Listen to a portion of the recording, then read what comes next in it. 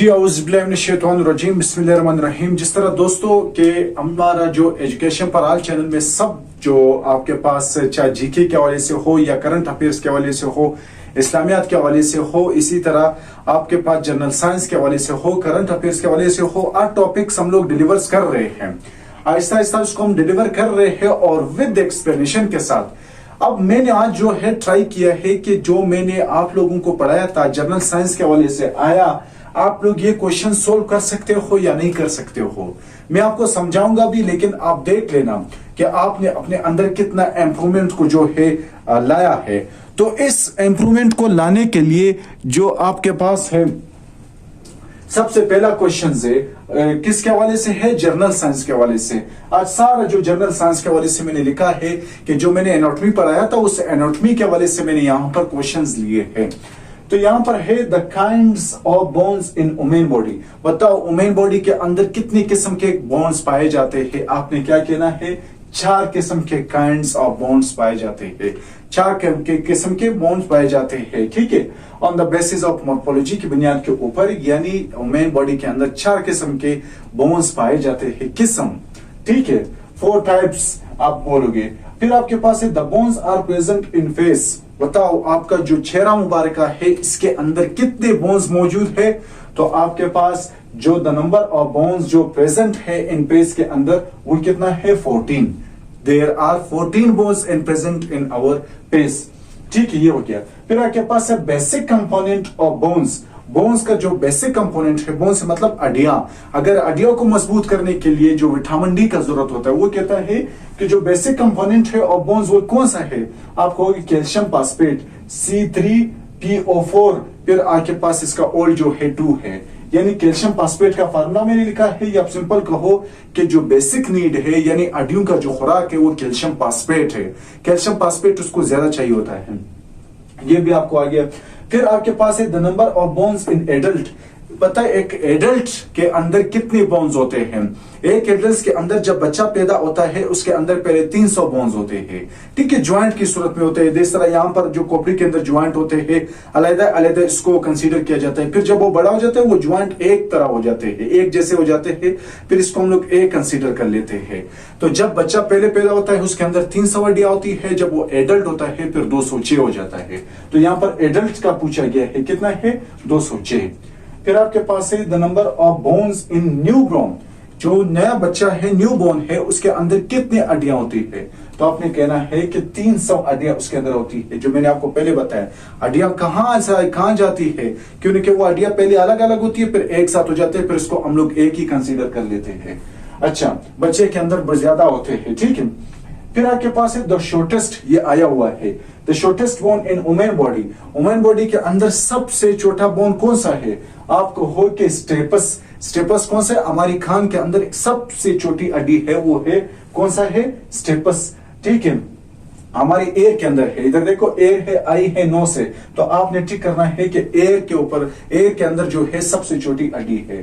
फिर आपके पास है the longest bone in women body. बताओ वुमेन बॉडी के अंदर लॉन्गेस्ट और स्ट्रॉन्गेस्ट यानी सख्त, ठीक है, वो बॉडी कौन सी है। तो आपके पास है फीमर। फ्यूमर मतलब ये आपके पास जो रॉन की हड्डी है इसको हम कहते हैं फ्यूमर, जो आपकी बॉडी का सबसे स्ट्रॉन्गेस्ट हड्डी है।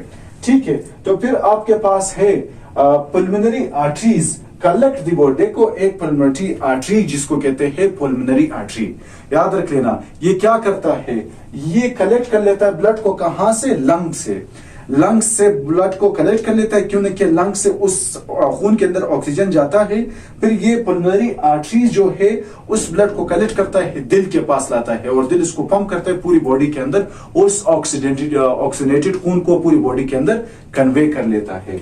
तो पल्मोनरी आर्टरीज जो है वो कलेक्ट कर लेता है ब्लड को, कहां से, यहां पर आपको नजर नहीं आ रहा है, लंग्स।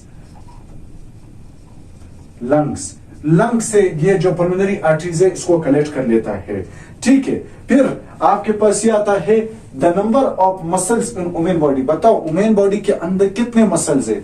तो आपको हो 600 मसल्स है। कितने, 600 muscles. The number of muscles in women body, तो आपको मैं ऐसी भी पढ़ा रहा हूं कि अगर समझ ना आ रहा हो तो आप सुन ले कि the number of muscles in women body के अंदर जो मसल है, गोश्त है, वो कितने किस्म के हैं, तो आपको हो 600 है।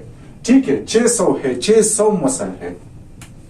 फिर आपके पास है the digestion of food is completed. Digestion of food कहां कंप्लीटेड होता है, आपको हो कि स्मॉल इंटेस्टाइन, इधर एल है, लार्ज इंटेस्ट, मैंने लार्ज इंटेस्टाइन का बोलना है, जगह नहीं था, लार्ज इंटेस्टाइन या स्टमक, तो सबको पता है कि स्मॉल इंटेस्टाइन के अंदर जो खाना है वो मुकम्मल तौर पर एब्जॉर्ब क्या हो जाता है, कंज्यूम हो जाता है, बिल्कुल आजमा हो जाता है स्मॉल इंटेस्टाइन के अंदर। पहले क्या है, पहले ओरल कैविटी आता है, फिर आपके पास एसोफेगस आता है, खुराक की नाली, फिर स्टमक आता है, मैदा, स्टमक के बाद फिर क्या आता है, स्मॉल इंटेस्टाइन आता है, फिर लार्ज इंटेस्टाइन, फिर एनस। तो स्मॉल इंटेस्टाइन के अंदर जो है मुकम्मल तौर पर खुराक आपका क्या हो जाता है, कंज्यूम, बिल्कुल हजम हो जाता है, कंजप्ट हो जाता है। The most nutrients molecules are absorb in human. ठीक है, वुमेन के अंदर आमतौर पर जो मॉलिक्यूल एब्जॉर्ब हो जाता है वो किसके तहत एब्जॉर्ब होता है, स्टमक, लीवर के तहत जितना न्यूट्रिएंट्स है वो आपके पास क्या हो जाते हैं, एब्जॉर्ब, जिसको हम कहते हैं जिगरा। ठीक है, इसके तहत आपके पास वो जितने भी न्यूट्रिएंट्स है वो एब्जॉर्ब हो जाते हैं। Bile colour is due to, वो आपका जो बाइल जूस है जो क्या कर लेता है, आजमे का काम कर लेता है। वो बाइल का जो कलर है वो क्यों इस तरह है, किस तरह है, bile colour due to, bile के अंदर कलर किसकी वजह से है, तो आपने क्या करना है, बिलोरोबिन की वजह से है। क्या है, यहाँ पर ग्लोबुलिन लिखा है, ग्लोबुलिन की वजह से नहीं है, आपके पास यहाँ पर सेरोटोनिन लिखा हुआ है, लेकिन बिलोरोबिन जो बाइल जूस के अंदर जो कलर होता है वो बिलोरोबिन की वजह से होता है। फिर आपके पास है द पेंक्रियास ऑर्गन लोकेटेड। बताओ पेंक्रियास ऑर्गन कहां पर लोकेटेड है, पेंक्रियास ऑर्गन जो है न किडनी के अंदर है, एब्डोमेन जो आपका पेट वाला हिस्सा है वहां पर पेंक्रियास के जो ऑर्गन है वो मौजूद है। ठीक है, ये भी आपको समझ आ गया कि एब्डोमेन के अंदर है। Kidney separate poisonous substance called, kidney जो है वो आपके पास पॉइजनस सब्सटेंस यानी जो खतरनाक सब्सटेंस होते हैं, किडनी का काम क्या होता है कि वो अलग कर लेता है। जिस तरह यूरिया है, यूरिया हमारे खून से क्या सेपरेट करता है, यूरिया, तो यहाँ पर क्या लिखा है, kidney separate poisonous substance called urea. Urea जो है उसको किडनी उससे अलग कर लेता है हमारे खून से। ईच किडनी कंटेन्स नेफ्रॉन, देखो किडनी जो है वो इस तरह है, किस तरह है, इस तरह है। ठीक है, इस तरह है। तो ये किडनी जो है, ये किडनी किसके ऊपर मुश्तमिल है, यहाँ पर छोटे छोटे नेफ्रॉन तकरीबन 1 मिलियन है। इधर क्या लिखा हुआ है कि each kidney contain of the nephron. बताओ हर किडनी के अंदर कितने नेफ्रॉन होता है, तो आपको हो 1 मिलियन नेफ्रॉन्स होता है। ठीक है, ये भी हो गया। फिर आपके पास होता है, अगर यहां से आप नहीं देख सकते मैं पढ़ा रहा हूं, द नंबर ऑफ क्या है, चेंबर इन आर्ट, वुमेन आर्ट, हमारी जो आर्ट है उसके अंदर कितने चेंबर है, कितने खाने हैं, आपको हो कि 4 खाने हैं हमारे दिल के अंदर, 4। ठीक है, 4 chamber are present in human heart, ये भी आपको समझ आ गया। ठीक है, फिर आपके पास से the portion of brains controlled, ये ना समझ नहीं आ रहा है, मैं आपको पढ़ा रहा हूं कि वो portion, the portion of brain, ठीक है, विच कंट्रोल इंटेलिजेंस, जो आपकी इंटेलिजेंस को कंट्रोल करता है। बताओ वो ब्रेन का कौन सा हिस्सा इसको कंट्रोल करता है, आप कहते हो सेरिब्रम। ब्रेन जो है वो सेरिबिलम पर मौजूद है, सेरिब्रम पत्ते नुमा होता है। ठीक है, सेरिबिलम हो गया, सेरिब्रम हो गया। ठीक है, सेरिब्रम ये ब्रेन का सबसे बड़ा पार्ट है, सेरिब्रम। ठीक है, ये क्या करता है, आपकी इंटेलिजेंस को कंट्रोल करता है। The average weight of the women art, women art जो है उसका एवरेज वेट कितना है, 300 ग्राम है। पूरी मुट्ठी को जब आप कर लेते हो इतना इसका साइज है, और 300 ग्राम, कितना, 300 ग्राम जो है वो इसका क्या है, 300 ग्राम इसका वेट है, 300 ग्राम, 300। ठीक है, फिर आपके पास है the blood heart pumps to lungs. बताओ जो ब्लड हार्ट से पंप हो जाता है, यानी दिल से पंप हो जाता है, कहां पर जाता है, लंग्स में, वो खून क्या होता है, वो डीऑक्सीनेटेड होता है, डीऑक्सीनेटेड ब्लड, यानी उसके अंदर ऑक्सीजन नहीं होता, तो इसलिए इसको पंप किया जाता है लंग्स की जानिब, लंग्स वहां पर उसको ऑक्सीजन मिल जाता है, फिर आता है दिल की जानिब, फिर बॉडी पे फैल जाता है। तो इसलिए the blood heart pumps to lungs, blood वो जो हार्ट के जरिए से क्या है लंग की तरफ खून को भेज लेता है, वो किस तरह होता है, डीऑक्सीजनेटेड ब्लड।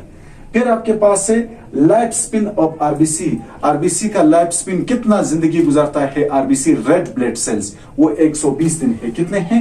120 दिन है। फिर आरबीसी क्या हो जाता है, कहां मर जाता है? स्प्लिन, आपकी स्प्लिन है आपके बॉडी के अंदर, वो उसका कब्रिस्तान है, आगे आएगा। Life span of the white blood cell, जो सफेद खून है डब्ल्यूबीसी व्हाइट ब्लड सेल्स, उसका कितना है दोरानिया? आपके पास 7 से 21 है। कितना? 7 to 21 है। The graveyard of RBC, RBC का जो ग्रेवयार्ड है यानी उसका जो कब्रिस्तान है, ग्रेवयार्ड मतलब कब्रिस्तान, वो क्या है? स्प्लिन है। स्प्लिन पे आकर के 120 दिन के बाद मर जाती है। फिर है नाइट ब्लाइंडनेस। नाइट ब्लाइंडनेस जो हमारी खून की जो हमारी आंखों की बीमारी है, और इसको कहते हैं नाइट ब्लाइंडनेस। और जीरो पिता जिसको कहते हैं जीरो पिता नाइट ब्लाइंडनेस, ये किस वजह से होता है? ये विटामिन ए की वजह से होता है। तो ये आपके पास क्या है, मेन इंपॉर्टेंट क्वेश्चंस यहाँ पर निकाले। इंशाल्लाह इस तरह अब हम लोग क्वेश्चंस अपलोड करते जाएंगे। ये मैंने आज ऐसे स्टेप निकाल ले कि हम लोग इस तरह क्वेश्चंस को सोल्व करेंगे, आपको समझ भी आएगा।